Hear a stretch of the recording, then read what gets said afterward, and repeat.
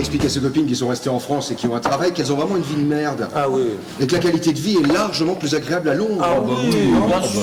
Bien sûr. Ah, puis la culture bilingue pour les enfants, je veux dire. Oui. Quelle ouverture d'esprit ça procure. Hein, ça, ouais. On multiplie leurs chances de réussir. Oui. Eh ben j'espère, putain.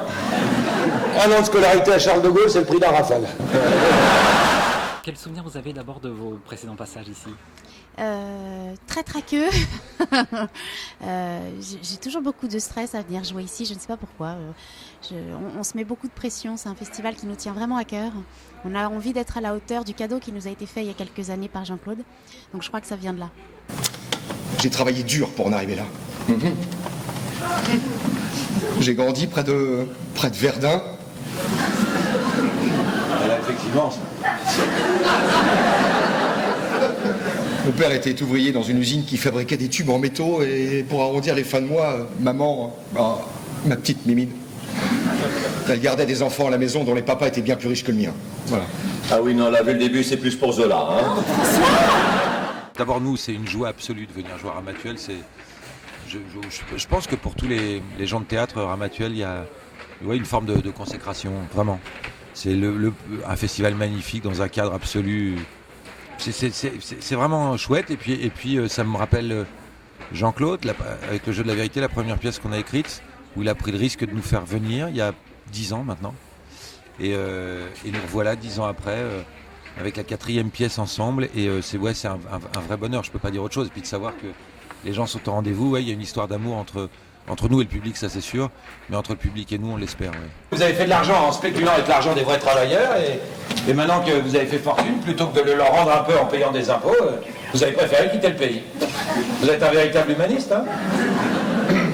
Vous êtes communiste ? Vous voulez qu'on mette de la musique? Oui, si on dansait. Non, je vous remercie, ce sera pas nécessaire. Non, je vous rassure, j'aime pas plus les communistes que j'aime le reste de la classe politique. La salle est prête. Vous la connaissez bien, cette salle ? Presque. Oui, pour moi, ça sera la 5e venue, je crois. Est-ce que vous pouvez me parler de la première ? Ah, la première, c'était avec Jean-Claude. C'était la Locandira, si je me souviens bien. Ouais, c'est ça. Avec Nathalie Roussel et plein de copains. Et c'était un stress énorme. Mais énorme la première fois. Mais ça l'est toujours maintenant. Même avec l'âge et l'expérience, c'est toujours quelque chose d'extrêmement puissant. Je sais pas pourquoi. C'est le lieu, il est tellurique. Non mais c'est bon, j'ai quand même 47 ans, célibataire, pas d'enfant. Il y a un océan, une mer qui me sépare de mes amis et de ma famille. Pour couronner le tout, j'ai absolument, mais alors, rien réussi du tout dans ma vie. Non, je fais le bilan, ça pique un peu, hein. Bon, allez, tu me dis combien je te dois, je vais me buter, et hop, je te règle. T'es con, hein? Oui, je sais. Santé. Cheers. Pouvoir monter sur scène et afficher le mot complet, c'est toujours une grande émotion pour un comédien. C'est formidable, il faut que le spectacle vivant continue.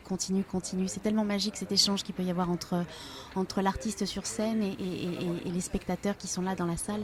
C'est vraiment, ça fonctionne s'ils sont là, s'ils sont pas là, nous on n'existe pas, donc c'est un vrai grand bonheur.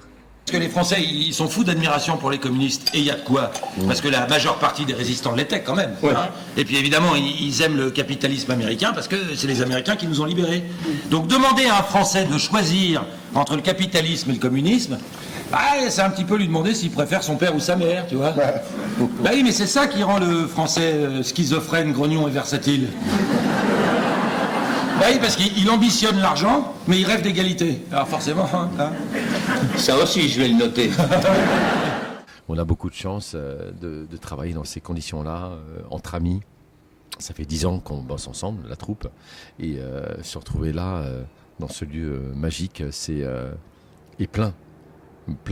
Genre, quand je vois qu'ils rajoutent les chaises, là, je me dis, ok, les gens ont envie de nous voir. Pour un artiste, c'est un pur bonheur.